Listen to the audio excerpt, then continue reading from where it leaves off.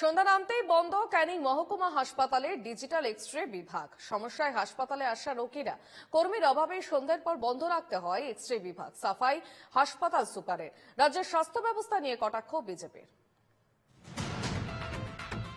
দক্ষিণ ২৪ পরগনা জেলার সুন্দরবনের প্রত্যন্ত এলাকা ক্যানিং, বাসন্তী, গোসাবা, ঝড়খালি সহ আশপাশের বিস্তীর্ণ এলাকার মানুষের ভরসা ক্যানিং মহকুমা হাসপাতাল।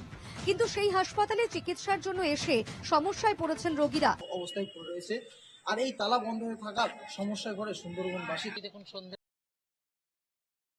পরে পুরো বন্ধ, মানে আমরা এখন এই রোগীটাকে নিয়ে গেলে মানে আমাকে অন্য কলকাতায় যেতে হবে,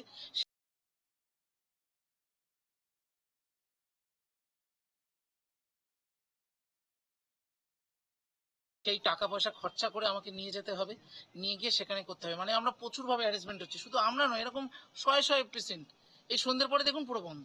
স্বাস্থ্য পরিষেবাতে ভেঙে পড়েছে পুরো স্বাস্থ্য পরিষেবা। ক্যানিং মহকুমা হাসপাতালের সুপারের সাফাই, লোক না থাকার কারণে এক্স-রে বিভাগ ২৪ ঘন্টা খোলা রাখা সম্ভব হচ্ছে না। পাওয়ারের এখন শর্টেজ আছে, খুব শিগগির আমাদের ম্যান পাওয়ার দিলে আমরা এটা ২৪ ঘন্টা রানিং করতে পারবো। আপাতত আমরা ডে ৬ ঘন্টা ৮ ঘন্টার উপরে ১০ ঘন্টাতে করা যায় সেটা করছি।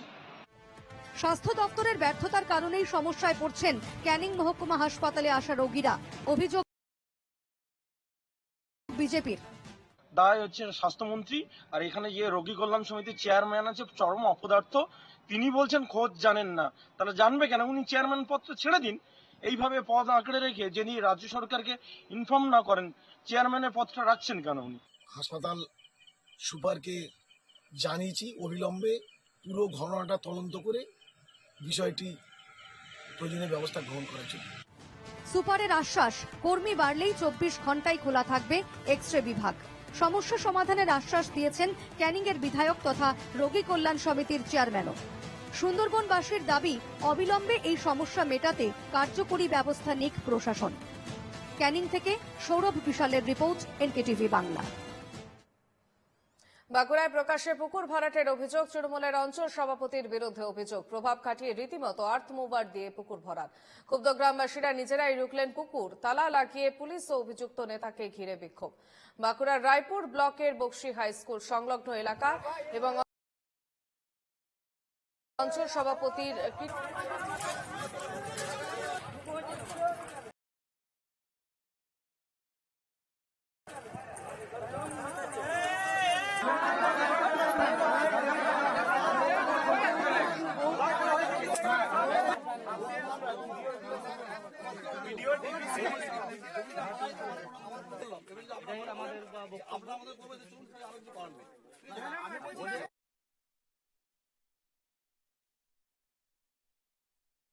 বলবেন না, পুকুরটা ভরাট করতে বারণ করেছি। পুকুরটা যদিও রেকর্ডেড নয়, ঠিক আছে, ওটা পাবলিক ল্যান্ডের উপর আছে, কিন্তু যেহেতু ওখানে এটা জমার মতো হয়ে আছে, জল আছে, অনেকটা জল আছে, আর এই গরমের দিন তো মানুষের জল কাজে লাগবে। মালিককে বলতে, আমি পুলিশকেও বলেছি আর আমি লোকাল লিডারদের বলে দিয়েছি, জোলা জমি বাদ দিয়ে ভরাট করে কোনো অসুবিধা নেই, কিন্তু জোলা জমিটা যেন ভরাট করতে না যায়। এখন তৃণমূল মানেই চোর, প্রথম কথা। কারণ চুরিবিদ্যারা তৃণমূল কংগ্রেস যেটা দেখিয়ে দিয়েছে, চুরি বললে ভুল হবে, ডাকাতি করছে। আজকে যেখানে আমরা দেখতে পাচ্ছি যে অবৈধভাবে যে পুকুর ভরাট হচ্ছে, তৃণমূলের যে অঞ্চল সভাপতি করছে, আজকে এরা পুকুর চুরি, মাটি চুরি, বালি চুরি, এরা চারদিকে সিন্ডিকেটে ভর্তি।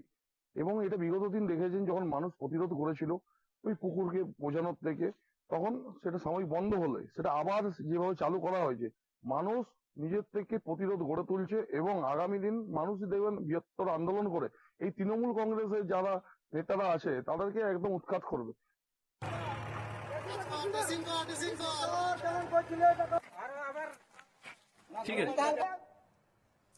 নদিয়ার কল্যাণী ঘোষপাড়ায় শুরু হলো সতী মায়ের মেলা। রাজ্যের বিভিন্ন জেলা ছাড়াও ভিন রাজ্য থেকে ভক্তরা ভিড় জমিয়েছেন ৩০০ বছরের প্রাচীন এই মেলায়। সতী মায়ের মন্দির সংলগ্ন হিমসাগরে চলছে পুণ্যস্নান। নদিয়ার কল্যাণী ঘোষপাড়ার বাসিন্দা ছিলেন রামশরণ পাল, তার স্ত্রী সরস্বতী। জনশ্রুতি, মরণাপন্ন সরস্বতীকে বাঁচিয়ে তুলেছিলেন আউলচাঁদ নামে এক সাধক। কার্যত আজ অনেক বেড়েছে। কৃপাই সরস্বতী পাল এবং রামশরণ পাল যেন ঐশ্বরিক ক্ষমতা পেয়েছেন। এই সরস্বতী পালের নামেই পরবর্তীকালে আপনারা এখন যেটা দেখতে পাচ্ছেন সতী মায়ের মেলা, সেই সতী মায়ের মেলায় প্রতিষ্ঠা হয়েছে।